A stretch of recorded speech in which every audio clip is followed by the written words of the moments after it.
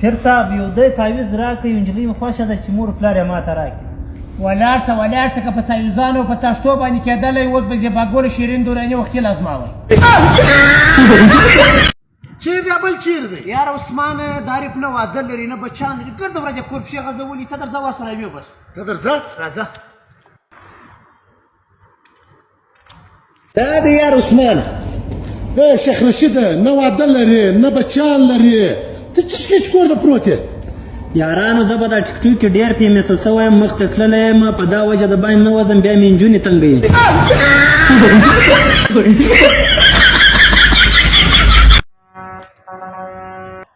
پیره که بچی خو مو دې را روان دي سبا یې پرچه ده و ته ولې اوس به راوګرځو کیسه نه به جوړ کړو څنګه کیسه ده. یا راوګرځم عثمانه دلته راسه.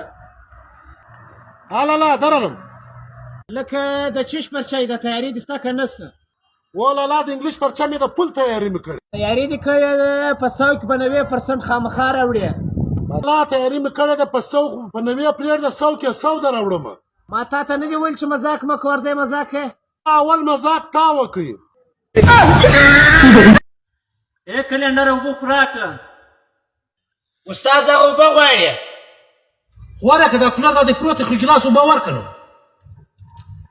زه کلنډر یم څه باروالا خو نه یم یار.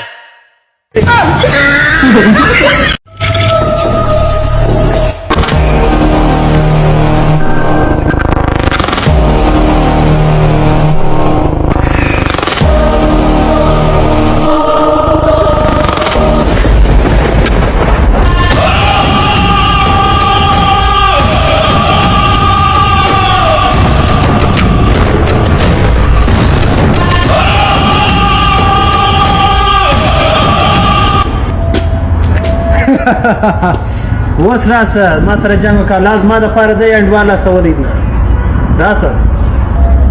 ای زویه در دا روډ به مې نه واړه زه په سترګو نه وینم.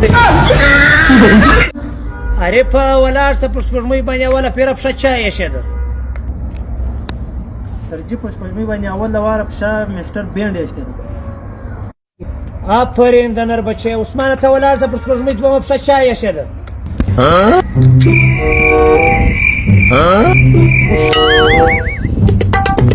نو غواړې دا خښ سره واخلم پر دا سر دې وم دا سر دې دوه ځایه کړم. ته دا ماشټر چا جوړ کړی هغه سړی څه ګوډ یا په خوشي ګرځېدی نو خو هغه ورغلی پر دویمه پښه په چېښوله.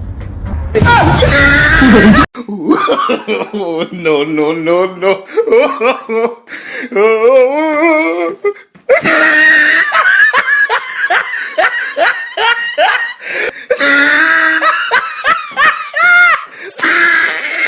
عثمانه چې دا لک ویې ای وروره 12 سپۍ پټرول بیا سر ګران شوي دي. نو د ده د پټرول سره څه کار دی؟ نو خو ده پټایي ته ووټ کړی و. No.